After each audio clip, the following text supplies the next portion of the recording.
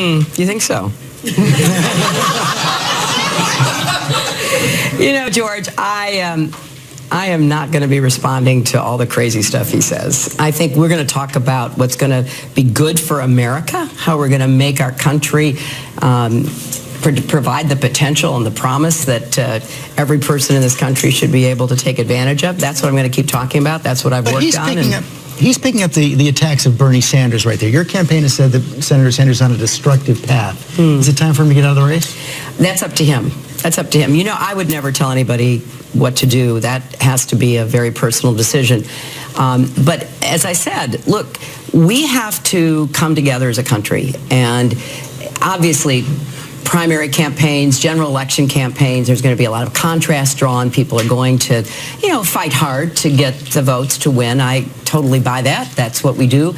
But let's not lose sight of what's really at stake here, and that is, how we produce positive results for the American people, how we protect our country and keep us safe, and how we unify our country. And I am going to do my very, very best to stay focused on those questions and provide answers so people can make their best judgments. You had a big victory, of course, here in your adopted home state on Tuesday, and after that, and you were speaking in part to Bernie Sanders supporters, and you said there's more that unites us than divides us. So how do you unite everyone? Robin, I think, first of all, there is a lot more that unites us. I know that we both, Senator Sanders and I, we want to tackle inequality. We want to raise the minimum wage. We want to make sure that people who are putting our economy at risk are reined in, regulated. No bank is too big to fail. No executive too powerful to jail. We share those views. So I believe that once the nominating process has concluded, there is a great reason to come together. And I know something about this because, as people remember, President Obama and I ran a really tough race for the entire primary season. And he ended up with more delegates. And I withdrew. I endorsed him. And then I got to work. And remember, when I withdrew in June of 2008, polls were showing that at least 40% of my supporters said, they weren't going to support Senator Obama. So I had to get to work, and I had to make the case. I nominated him at the convention. I went from group to group, even as late as the convention, convincing people who were my delegates to come together to unify, because what then Senator Obama and I had in common was much greater than our differences. And so we were successful, thank goodness, and he was elected. So I'm hoping that the same thing will happen this time. You guys are both also competing for superdelegates. We've got a superdelegate with a question for you, Pennsylvania Congressman Brendan Boyle. Okay. Hi, Madam Secretary. As one of the youngest members of Congress, I've really been struck by how many voters in their 20s and their 30s have been motivated and excited by Bernie Sanders. I was wondering what you would say to those voters as to why you're the best choice, and what we can do even after this election to make sure these voters stay engaged. Great question, Congressman. Thanks. Look, I think it's terrific that so many young people are part of this process, and I'm glad that I have a good base of support. I'm glad so many young people are supporting Senator Sanders. They are involved. That has to be good news for the Democratic Party, good news for our country. And I have said to groups of Sanders supporters that they may not support me now. I totally understand that, but I support them. I will always work in a way that keeps their futures in mind, because that's what I think you're supposed to do when you have responsibilities of public office, particularly being president. So what I'm going to do is keep talking about the agenda that I put forth, how to break down all the barriers that are holding back a lot of young people. They are burdened by student debt. They're not getting the kinds of jobs that they thought they would when they finished their education. There are not enough jobs in certain areas for young people. We've got to make sure that we lift up everybody, but I'm particularly focused on doing that when it comes to young people. And I think I'll make the case, and from everything I've seen, both personal conversations and research that has been done, just as it was with me when I dropped out, the vast majority of Senator Sanders' young supporters will look at the choice. The choice will be pretty stark if either of the two leading Republican candidates become the nominee, and I'm confident that we'll all join together. Well, thank you for answering our questions. You want to hear from the people. It is about your voice, your vote, and Lara is with a voter now. I am. I'm with Devin DeFord, who is a student at Morgan State in Baltimore. You are currently a Sanders supporter. Let's see if Secretary Clinton can change that right now. What is your question, Devin? Good morning, Secretary Clinton. Over the last couple of days, maybe a couple of weeks ago, you were calling for Senator Sanders to release his tax returns, which he did, and you were calling for more transparency. So, in the sake of transparency and just being fair, are you going to release your Wall Street transcripts? Well, that's a good question. It's a very fair question, and let me answer it this way. I have released 33 years of tax returns, and you can go to my website and see 8 years, the last 8 years of my tax returns. That is the standard that has been set for years, and Senator Sanders has said he will meet that standard, and I certainly hope that he will meet that standard. Now there's a new request to release transcripts of speeches that have been given. When everybody agrees to do that, I will as well, because I think it's important we all abide by the same standard. So let's do the tax return standard first, because that's been around for a really long time. And that's been your position for several weeks right now. Yes. But do you have any regrets about giving those speeches? No, I don't. No, you know, I like everybody who served as Secretary of State, have a unique perspective. That's why Madeleine Albright and Colin Powell and Condi Rice. When you leave the Secretary of State office, people from all kinds of perspectives want to know, what do you think's going on in the world? I think that's actually a useful conversation. So, like all my predecessors, I gave speeches to a wide variety of groups, and it was, predominantly about what's going on in the world. I probably was asked, the most common question I was asked was to talk about the raid that went after Osama bin Laden. I mean, people are really interested in what you see and what you understand about the world when you come out of that position. Lara's got another question. I do indeed, George. I am here with William Cobb. He is from Philadelphia, Pennsylvania, one of the huge states up for grabs next week. He says currently undecided, possibly leaning towards Sanders at the moment. What is your question for Secretary Clinton? Secretary Clinton, first of all, congratulations on your recent victory here in New York City. Thank you. I served 6 years in prison for robbery, which is a violent crime. Upon my release in 2000, I worked extremely hard to restore my life. It was extremely difficult, though, because of 44,000 collateral consequences, many resulting from the crime bill you previously supported. As a result, if you are elected President of the United States, how much money will you attach to efforts that are legislation and efforts that are aimed at restoring the lives of the people and the communities that have been impacted adversely by the 1994 crime bill? Well, that's also a very fair question. Senator Sanders voted for that bill. So we both supported the 1994 crime bill because of the intense concern in every community across our country with the uptick in violent crimes, and there were steps taken to try to address that. I've said, my husband has said, that there were also problems with that, and we need to address those. You pose a very important question, because we have got to do more to help people who have paid their debt to society. They have done what you are describing, taken responsibility. Now you're out, you're looking for a chance to rebuild your life. And my commitment to you is this. I will do everything I can, number one, to divert more people away from the criminal justice system, because too many people are in for low-level nonviolent offenses. Secondly, we have got to address the unequal effects of the criminal justice system on people of color, particularly African American men, because it is just wrong, and it is a result of systemic racism, that young African American men are arrested, charged, convicted, and incarcerated at a much higher rate for doing the same things that young white men do. That's just a fact. It's a painful fact. So we've got to do more to intervene earlier to help more young people. Then on the other end, when you're coming out of jail or prison, we have to have more second chance opportunities.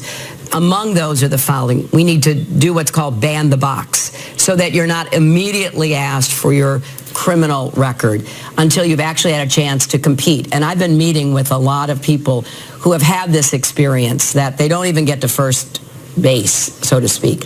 So we need to do what some states are doing at the federal level. Secondly, we need a lot more support for people who are coming out.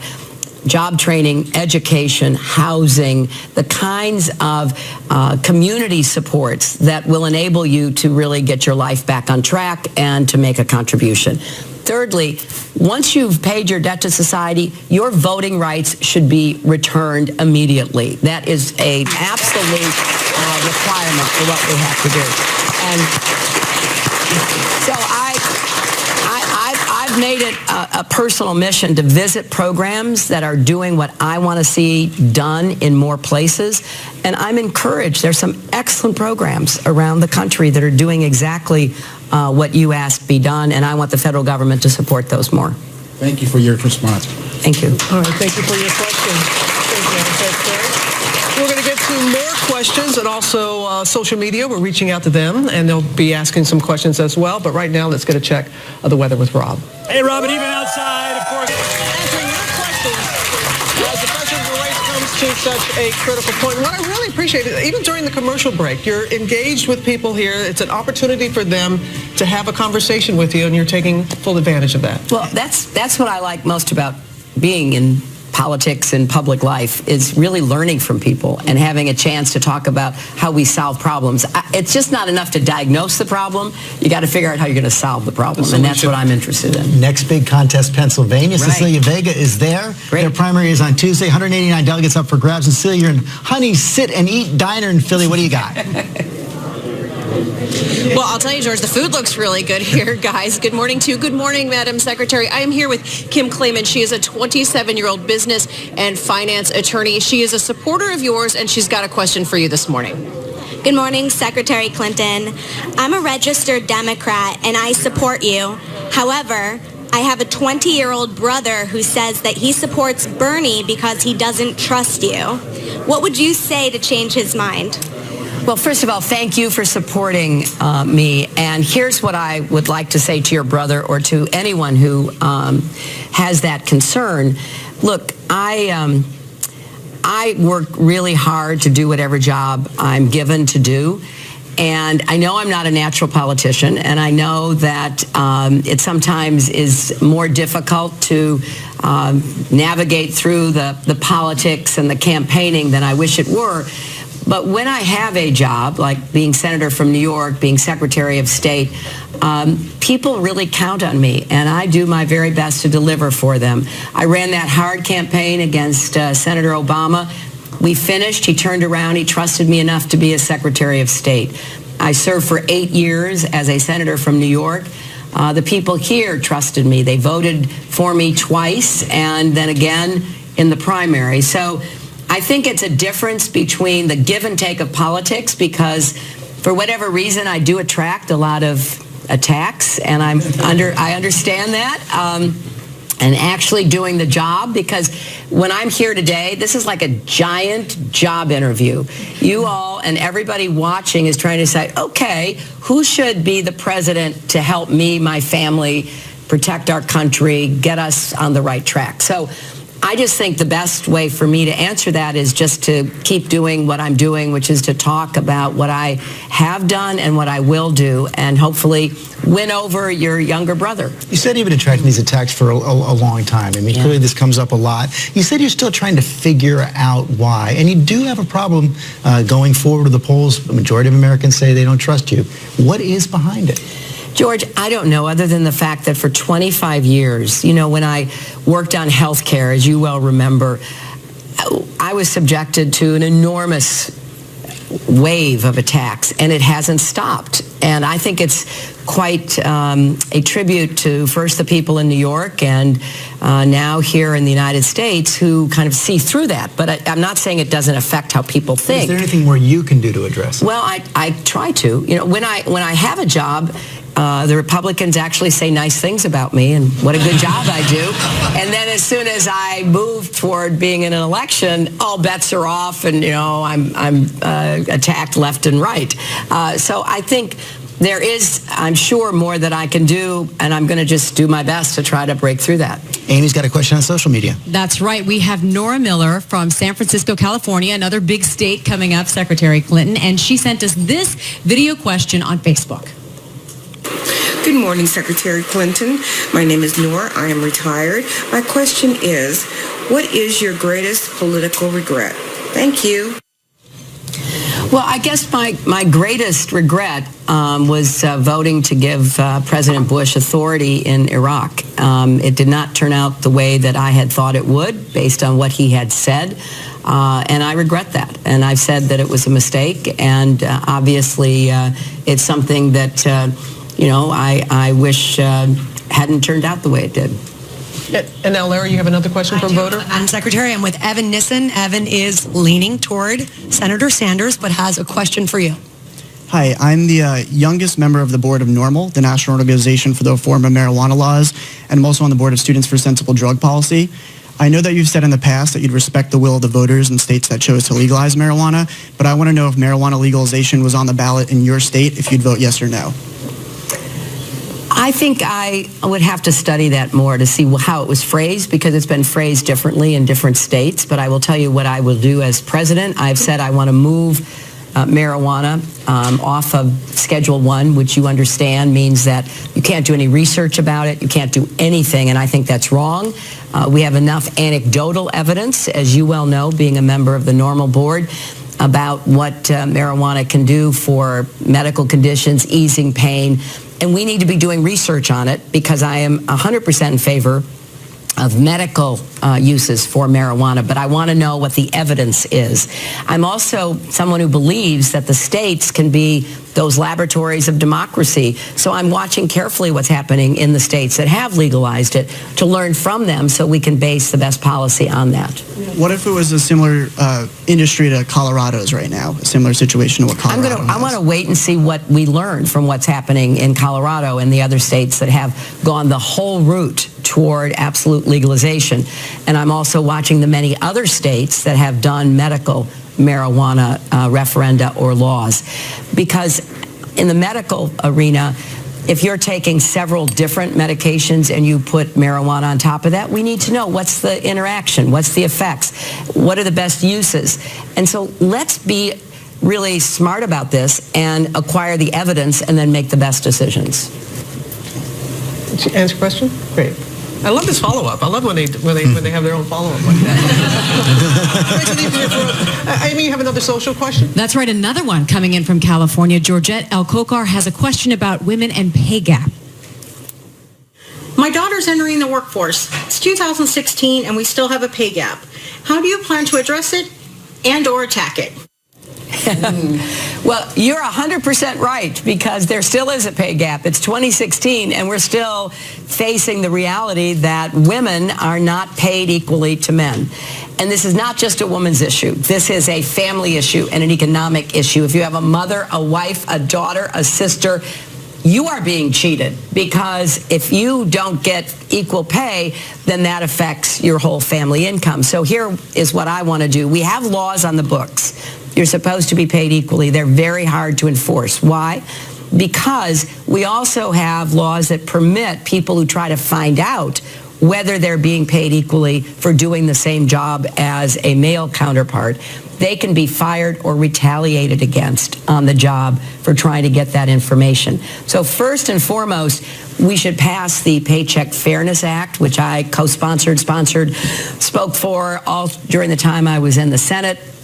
And we should also work to demand more transparency from businesses, because when they are willing to be transparent, they often find that they have some problems. I'll give you a quick example. Salesforce, which is a huge tech company in California, I give the CEO, President Mark Benioff, a big shout out, because he was challenged do you know whether you pay people the same? He said, well, I'm sure we do. But he went the next step and said, but let's find out for sure. Again, let's look at the evidence. Let's not just think about what we hope is the case. He looked at the evidence and he discovered it wasn't true, that he had people in the same jobs with the same experience, the same kind of performance reviews, and women were not being paid the same. So I think this is an area that we have to tackle. Now, young women usually start off much closer in parity. And then as you get up the ranks, more and more disparities occur. And so we've got work to do at all levels. And, one of my favorite questions during this whole campaign was in Nevada. I was at a town hall and I called on a young girl and she stood up and she said, if you're the girl president, will you get paid the same as the boy president? And, I literally had to stop for a minute. I know. And I said, well, I think that's one job where you know what the pay is. So I think so. We do a lot more questions come up. We got to go outside the route for some more weather. All right, George, great crowd out here. Beautiful day, although the dry weather's created a bit of a problem in the Northeast. So it turns out that there have been 6 SNL cast members who've played you. 6? Wow. Since you were First Lady. We're going to take a look at some of them. Oh, my God. I know you don't like to play favorites, but who comes closest to the real Hillary? Oh, my gosh. Well, they all have little bits and pieces. I've probably laughed as much as anybody because there's always a little truth in it, I hate to confess. And it is kind of like watching an archaeological dig to see my different hairstyles. Oh, that's the 1998 version. That's the 2003 version. Look, I'm not going to pick favorites because they are all terrific. And actually, that first bit about going through the subway, probably more people in New York talking about my Metro card didn't work either. I can't believe it. You had one that didn't work either. I mean, I think I got more votes from people who were frustrated with their Metro card and that I was connected to them somehow. Yeah. Right? Bring back the tokens. Bring back the tokens. But it's obvious you're a very good sport about this. And you alluded to it a little bit here, that you actually can learn a little bit about you said yes. watching this. Yes. Well, look, I have to say, as I said earlier, I'm not a natural politician. I'm not, the gregarious kind of affable person. I point to my husband and Barack Obama, who are just unbelievably charismatic and effective.